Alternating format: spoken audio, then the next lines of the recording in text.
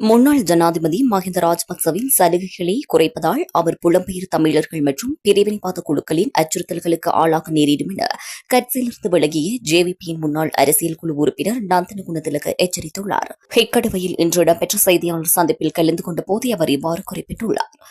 தமிழ் புலம்பெயர்ந்தோர் மற்றும் சில ஜேவிபியின் அரசியல் குழு உறுப்பினர்களின் அழுத்தத்தினால் முன்னெடுக்கப்பட்டதாக கூறப்படும் இந்த நடவடிக்கை மிகவும் கவலைக்குரியது என அவர் தெரிவித்துள்ளார்.